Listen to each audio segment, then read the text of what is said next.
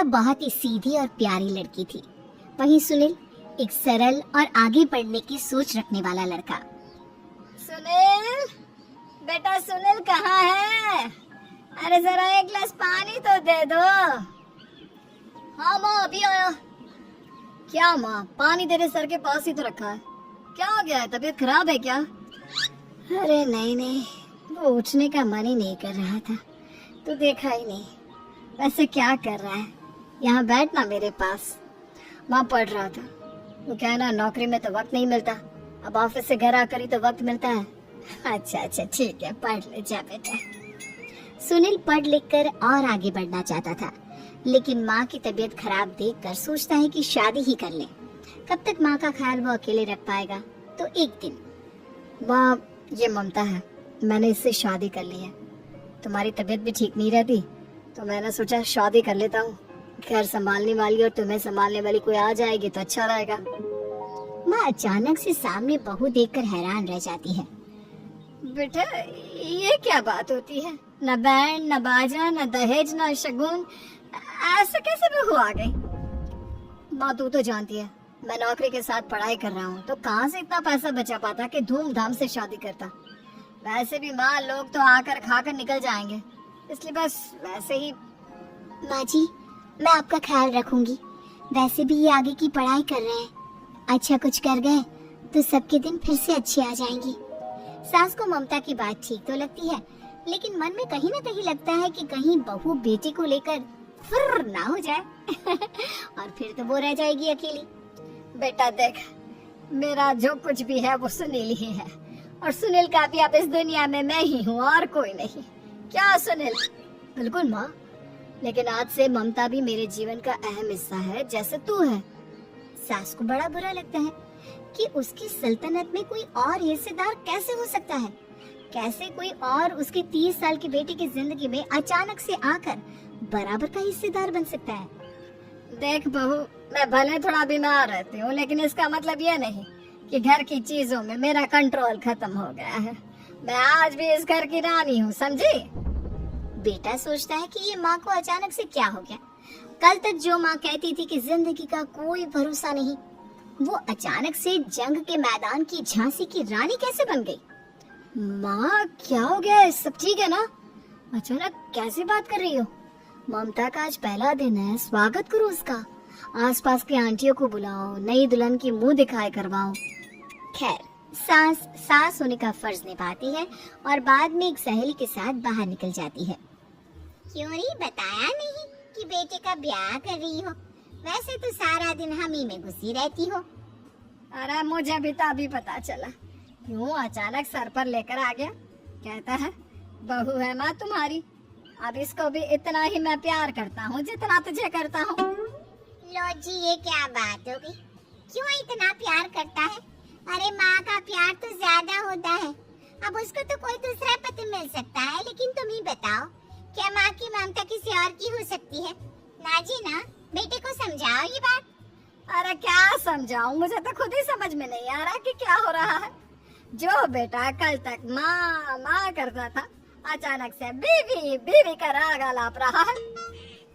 देखा, उसकी बीवी ना सुंदर और जवान है।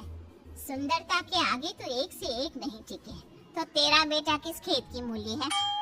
सास को भी समझ में आ जाता है कि बहू की सुंदरता के आगे माँ का प्यार किसी काम का नहीं।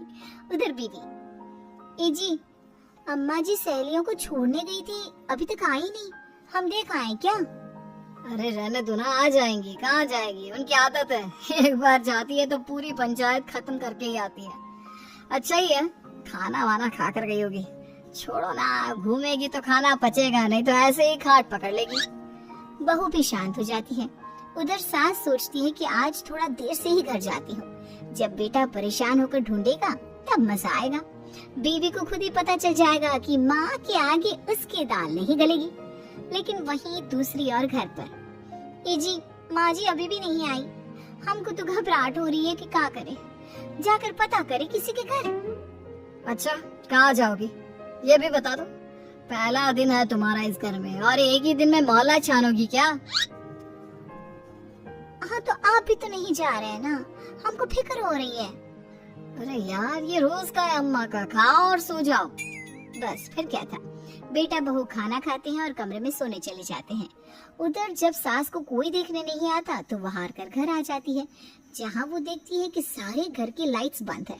सास को गुस्सा आता है, बहू, ममता बहू कहाँ हो?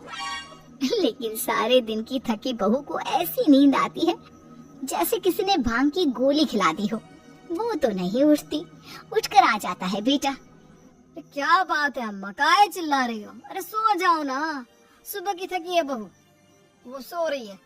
जोर से बोलोगी तो नींद खुल जाएगी उसकी। माँ को गुस्सा आ जाता है। फिलहाल तो सो जाती है, लेकिन मन ही मन ढेर सारा जहर बहू के लिए भरा होता है। सुबह बहू चाय बना रही होती है कि सास धीरे से गैस तेज कर देती है, जिससे चाय का बर्तन जल जाता है। और जैसे ही बहू चाय का बर्तन उठाती है, उसका हाथ जल जाता है। मेरा हाथ जल गया। वो जोर जोर से चिल्लाकर इधर उधर भागती है कि सास थोड़ी देर में उसके हाथ में पानी डाल देती है। हाय रे बहू, क्या कर रही हो? पहली बार रसोई छुई हो क्या?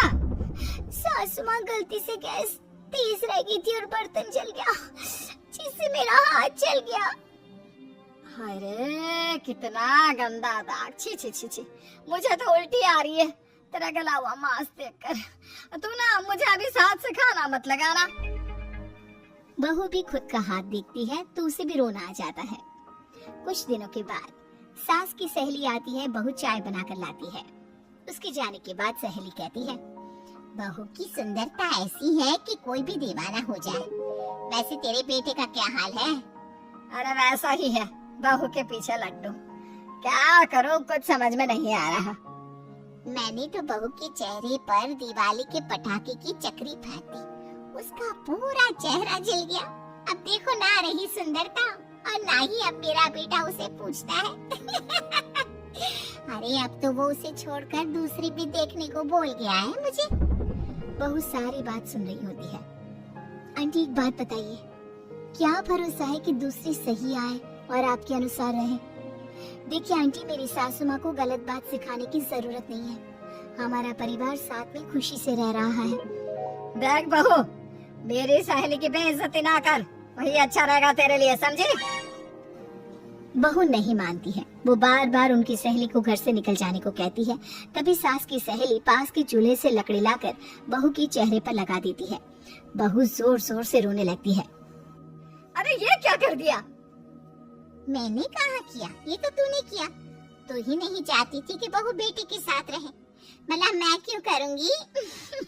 मैं तो चली, निपटो अब। बहू रो रही होती है, दर्द से चिल्ला रही होती है, लेकिन सास उसे डॉक्टर के पास नहीं ले जाती।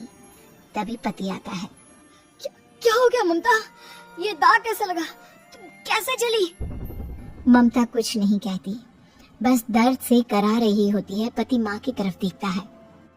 हो ना हो माँ, ये पक्का आपका काम है। आप ही ममता से जला करती थी ना। देखना माँ, अब पुलिस आएगी, केस बनेगा, लेकिन पहले मैं ममता को अस्पताल लेकर जा रहा हूँ। सभी अस्पताल जाते हैं, जहाँ डॉक्टर ममता की सास से कहते हैं, आपने तो नहीं जलाया ना बहू को? अब ममता की सास के तो पसीने छूट रहे होते हैं। वो घबरा कर कहती है, ना डॉक्टर साहब, कैसी बात करते हैं? हम क्या जलाएंगे अपनी बहू को? डॉक्टर ममता के पति से पूछते हैं, देखिए, क्योंकि ये ससुराल में जली है तो मामला पुलिस का बनता है, तो आप पहले पुलिस को बुलाइए, तभी इलाज पूरा होगा।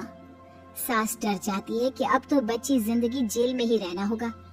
रहने दीजिए ना, पुलिस को क्यों बुलाना? सारी हंसी खत्म हो जाएगी जब पुलिस के डंडे पड़ेंगे। बहू को जलाना भले ही बहुत आसान हो, लेकिन उसके बाद सारी जिंदगी जेल की हवा खाना। सास डर जाती है। पुलिस आती है, पास लेटी दर्द से करा रही ममता स्टेटमेंट देती है। तो क्या हुआ था? कैसे जली आप? ममता पास खड़ी सास को देखती है। बेटी बताओ, कैसे जल गई तुम? ओए, काका का किरण वाली शाहरुख, चुप, बिल्कुल चुप। सास चुप। सभी इंतजार करते हैं कि ममता क्या बोलेगी। जी मैं खाना बना रही थी, लकड़ी उड़कर मेरे ऊपर गिर गई और मैं जल गई। सास बहू की बात सुनकर रोने लगती है। देखा माँ, कितनी समझदार है ममता।